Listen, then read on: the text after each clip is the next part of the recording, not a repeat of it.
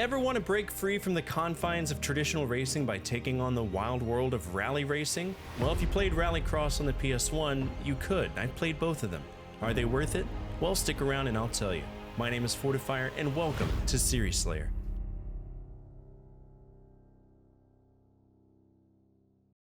You know, out of all the genres I've encountered in my life, I think racing was the one that I never really was interested in. You had kids that liked sports games and others that liked RPGs or shooters, but for me, I was all about action-adventure games. It wasn't until I had Mario Kart 64 that I knew that racing games were even a thing, and soon after I played Cruisin' World and eventually Need for Speed Underground.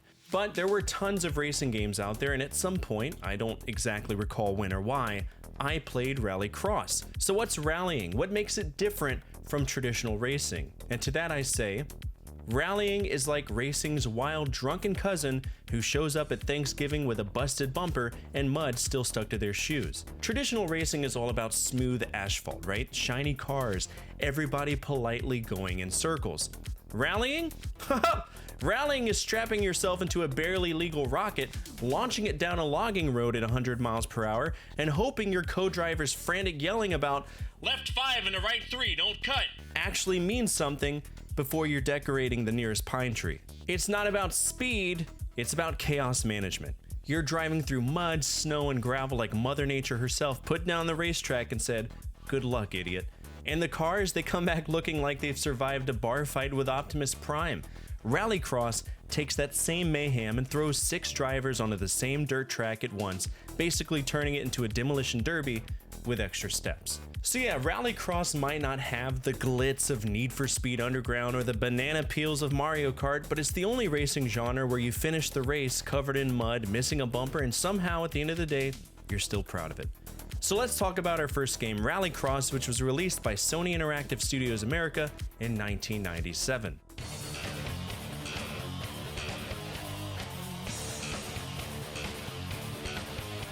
If I had to sum up Rally Cross in one sentence, it'd be exactly what I said on my spreadsheet. It's a decent rally game, but the suspension feels like 4 pogo sticks, and I stand by that. The thing about Rally Cross is that it's not a bad game. In fact, it's pretty fun. The tracks are varied, the sense of speed is there, and there's something undeniably satisfying about tearing across dirt roads while the controller vibrates like it's trying to leave the room. But the suspension physics? Man, those are something else. Every bump in the road sends your car into a trampoline routine. Forget cornering strategy. Half the time, you're just hoping your vehicle touches the ground again before the next checkpoint. And don't get me wrong, it adds to the chaos. Cars flip, bounce, and somersault like a gymnast on a Red Bull binge, and you'll be in first place. 2 seconds later, you're upside down in a ditch, reconsidering your life choices. It's equal parts frustrating and hilarious, the kind of so bad it's good physics that make the game memorable. Graphically, it's very much a PS1 game.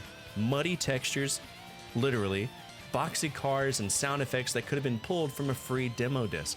But in motion, it all clicks. The mud flies, the cars collide, and you realize this isn't about precision, it's about surviving the chaos. It isn't a horrible game. In fact, it can be fun in short bursts, but frustrating in long sessions. Either way, it's unforgettable thanks to those 4 pogo sticks that they call suspension.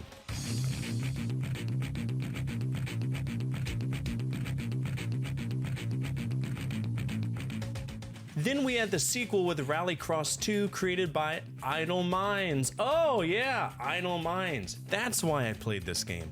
A while back I did a conquest on Idle Minds. They're the same people who made the shitty Cool Border games and made Life is Strange. Never got around to playing the latter one, but we will one day.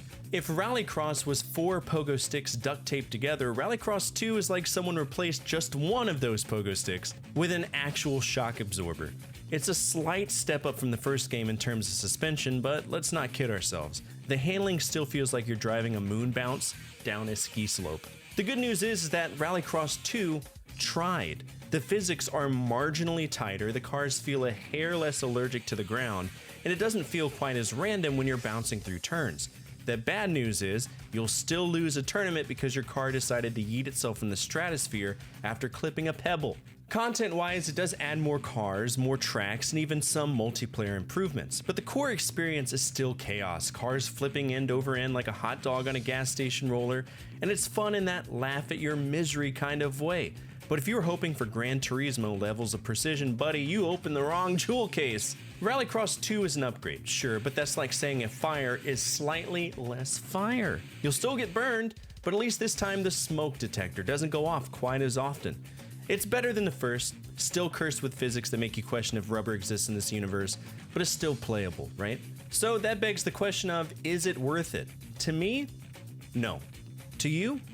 Maybe. If you wanted to try a series that focused on rallying, there are better alternatives out there. Colin McRae is a great start. But if you wanted a budget game franchise that made you laugh and you wanted to mess around with your friends, this is a fine way of doing it. And that's it for me today. What did you think of this episode? Have you ever played Rally Cross? Feel free to let the community know down in the comments section below. Speaking of our community, if you made it to the end of this episode, you're already home with us. We're a gathering of video game enthusiasts that love to remember when life was just a little bit easier to live, and if you align with that, feel free to subscribe.